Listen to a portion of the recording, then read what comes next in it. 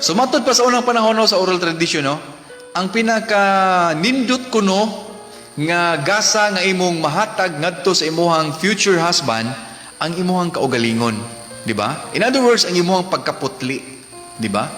Mao bitaw guys, nga naa ni gitawag nato og consumatum est, kining gitawag nato sa tradition na magyapon ni hangtod karon no, consumatum est kining, di ba? Nga dapat after sa kasal naa gyoy gitawag nato og consumatum est kanang pagkonsum, di ba? What is that consummation all about? Unsay pasabot sa consummation? Kanang after sa kasal, dapat naagyud na mahitabo ninyo after sa kasal.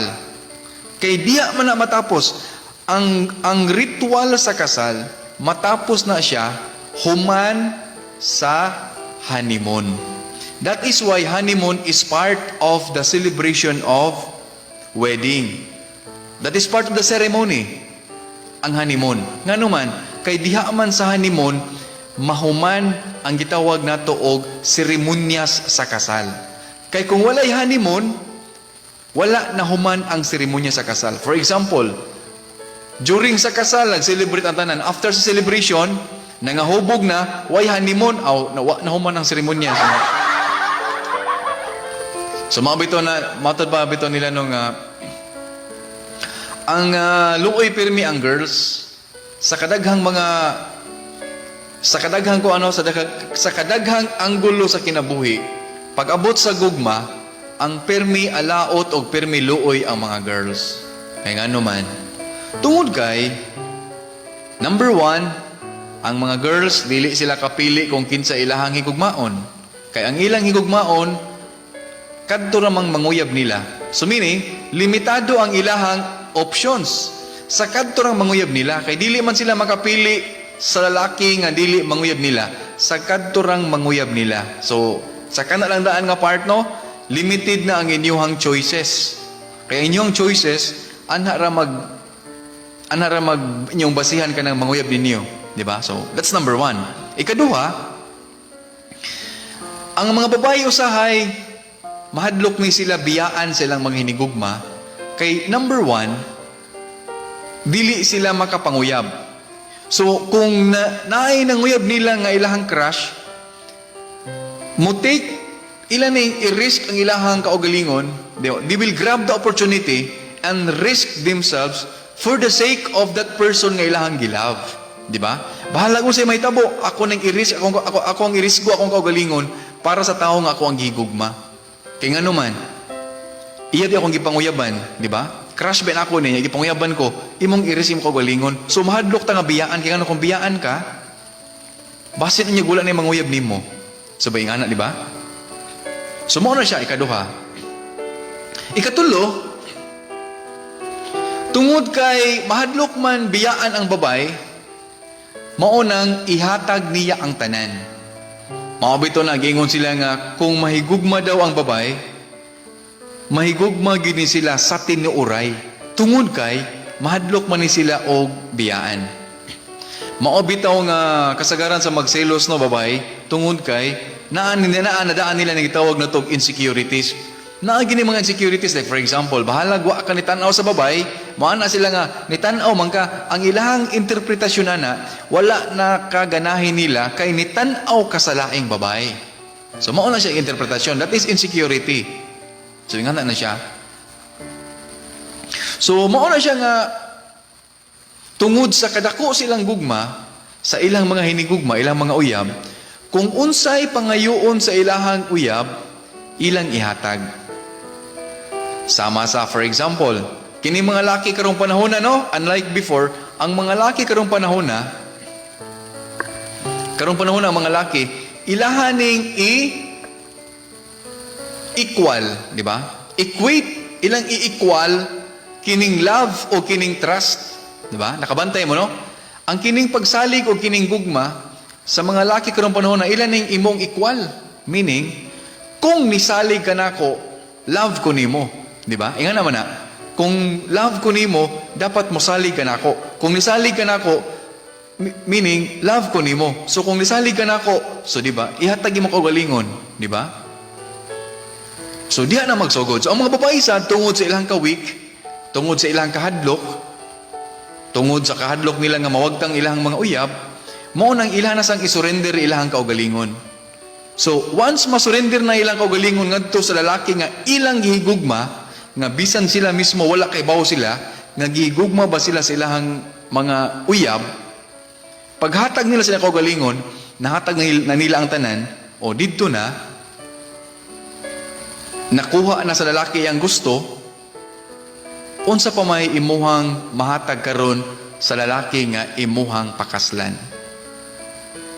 Number 1, dili pa ka sure kung kining lakihan nga imong hatagan sa imong kaugalingon mao ni ang imuhang pakaslan. Di ba? So, usahay ang mga babae mo balibad nga ayaw lang sa lagi kay dili pa ko. Kay naapa kay mga pangandoy, umana sa mga laki nga grabe sad ka, wa jud kay salig na ako. O di ba ingana man? Grabe sad ka, dili ko nimo love. O because of that so-called love, mabutahan usahay ta nga ang gusto ra di ay sa mga lalaki dili di ay ang atuang gugma kundili lahi di ay. So once makuha na ka, nakuha na nila lang gusto, o dito na magsugod kini gitawag na tuog pagbinuang. O once magbinuang na, wala na. Kinsay alaot. Siyempre ang mga babae.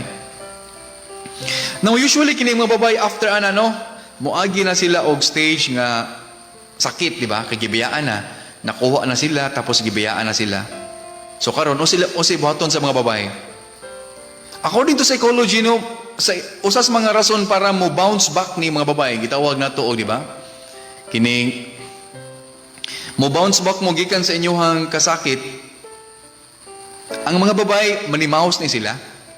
So unsa may paagi para silang pagpanimaus? Manguyab og daghang laki kay gusto nilang pasakitan ang mga laki.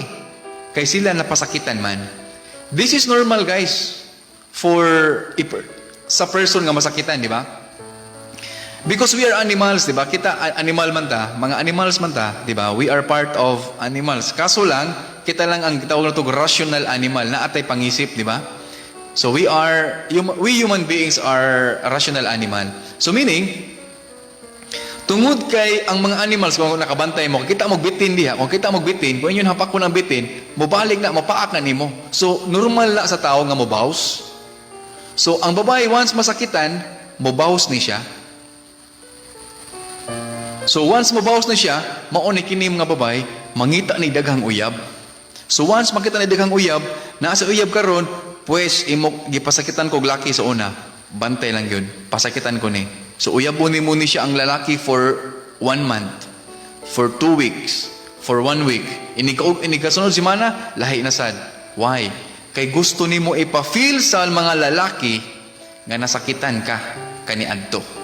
Gusto ni mong ipa-feel sa mga lalaki kung unsa ang experience nga pasakitan. Di ba? Ingana man na siya, guys. So, di hata makaingon nga ang gugma karong panahon na medyo nagdula-dula na lang. Wala na'y seryoso, di ba? Gumikan ana nga sitwasyon.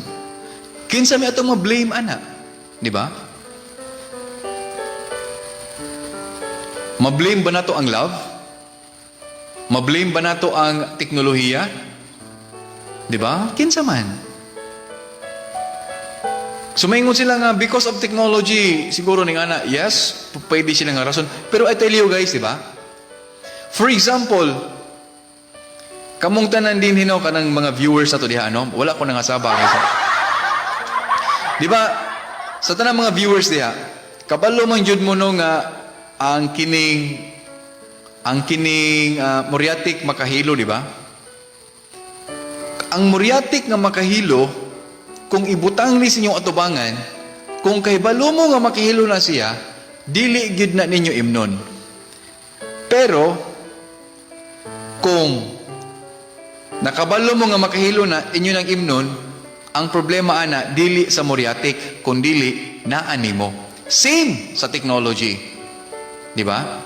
Kung kaybaw ka nga ang teknolohiya, dunay negatibo nga mahatag diya sa imong kinabuhi, kung imong kuhaon kadtong part nga makahatag og negatibo sa imong kinabuhi, nga bisan ikaw mismo na kaybaw na ka nga makahatag na siya og negatibo nga epekto sa imong kinabuhi, dili na siya sala sa teknolohiya. Sala na siya nimo. Diba? So, ingana na siya, guys. So, dili na to i-blame tanan sa teknolohiya, guys. Atong i-blame usab atong kaugalingon. Atong i-blame ang ato ang pagkatao. Now, remember, as I said, no? We are the only rational animal. Meaning, naatay pangisip nga dapat mo decide unsay maayo, unsay dili. Gigasahan ta og kasing-kasing, yes, but most of all, naatay pangisip. If mo ana mo, sir, love is in the heart, not in the mind. Wrong. Love is in the mind and not in the heart. Bahala mo, suko mo na ako niya. Ay, Ginoo.